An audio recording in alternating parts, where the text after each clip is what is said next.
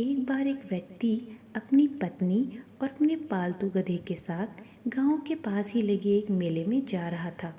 अभी उन्हें चलते हुए कुछ देरी हुई थी कि रास्ते में उन्हें दो लोग बैठे हुए दिखे। इस व्यक्ति को अपनी पत्नी और गधे के साथ आता देख वह दोनों आपस में बात करने लगे। बोले, देखो कैसे बेवकूफ़ लोग हैं, साथ में गधा है फिर भी पैदल चले जा रहे हैं। कुछ लोगों को सच में सही समय पर अपने पास मौजूद चीज़ों का सही इस्तेमाल करना आता ही नहीं। और यह बोलकर वह ज़ोर ज़ोर से उन दोनों पर हंसने लगे। यह देख उस व्यक्ति और उसकी पत्नी को थोड़ा बुरा लगा। वह सबके सामने शर्मिंदा सा महसूस करने लगे। तो आगे चलकर अचानक उस व्यक्ति ने अपनी पत्नी से कहा, सुनो, तुम गधे पर बैठ जाओ। और उसकी पत्नी गधे पर बैठ गई।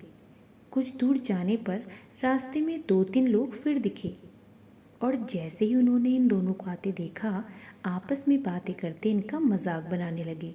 बोले, देखो कैसा लल्लू आदमी है, जोरू का गुलाम, इतनी गर्मी में खुद पैदल चले जा रहा है और बीवी को गधे पर बैठाया हुआ है। यह सुनकर उस व्यक्ति की पत्नी को बहुत बुरा लगा और उसे शर्म आने लगी। वह कुछ देर सोचकर बोली, सुनिए, आप भी बैठ जाइए गधे पर।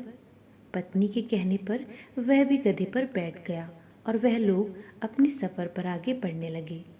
थोड़ा आगे जाकर एक बार फिर कुछ लोग वहाँ बैठे हुए इन्हें देखते ही बातें करने लगे और कहने लगे, देखो कैसे निर्दयी लोग हैं, एक जानवर पर कैसे दोनों लदे हुए हैं। हे भगवान, इनमें ज़रा भी दया नहीं है। यह सुनते ही गधे पर बैठे व्यक्ति की पत्नी गधे से उतर गई और अपने पति से बोली, सुनिए, मैं तो काफ़ी देर से बैठी हुई हूँ, अभी आप बैठे रहिए, कुछ देर मैं पैदल चल लेती हूँ।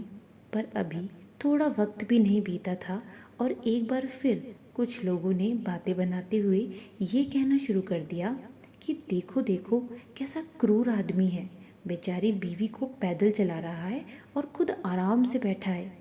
एक बार फिर यह सब सुनकर उस व्यक्ति और उसकी बीवी का मन उदास हो गया और वह दोनों ही पैदल चलने लगे।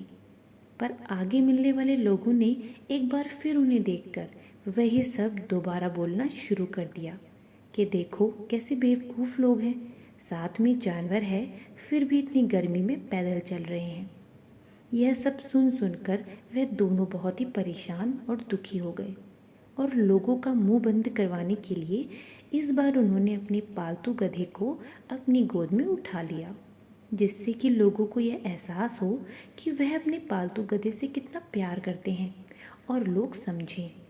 पर सोचिए कि क्या हुआ होगा। आगे जाते जाते लोगों का जमावड़ा सा लगना शुरू हो गया और यह बातें गांव भर में फैल गई कि गांव में एक पागल आदमी और उसकी पत्नी है जो गधे को अपनी गोद में लेकर सफ़र कर रहे हैं। और गांव में जितने भी लोग उन दोनों को देखने आए, उनमें से हर एक ने उन्हें पागल करार कर दिया। तो सोचिए दोस्तों, लोगों को संतुष्ट करना, उन्हें खुश करना या उनके हिसाब से चलना कितना नामुमकिन है। क्योंकि सच तो यही है कि आप चाहे जो कुछ भी कर लें अपने आसपास के लोगों को खुश करने के लिए, या यह उम्मीद करें कि किसी को भी आपसे कभी कोई शिकायत ही ना हो, पर यह बात बिल्कुल असंभव है। और अगर आप भी इसी तरह की सोच रखते हैं तो ये जान लें कि आप कभी खुश नहीं रह पाएंगे। अपने आसपास के लोगों को खुश करने के लिए आपको हर बार अपनी इच्छाओं को दबाना पड़ता है और दूसरों की बातों को प्राथमिकता देनी पड़ती है। और यह करने से आप स्वयं को खो देते हैं, तनाव महसूस करते हैं, दुखी रहते हैं। और जब हम स्वयं को ही खो देते हैं तो हम किसी और को खुश कैसे रख सकते हैं? क्या हम सच में हर किसी को खुश कर सकते हैं? क्या हमारे प्रयास उनमें से हर एक के मन को संतुष्ट कर सकते हैं?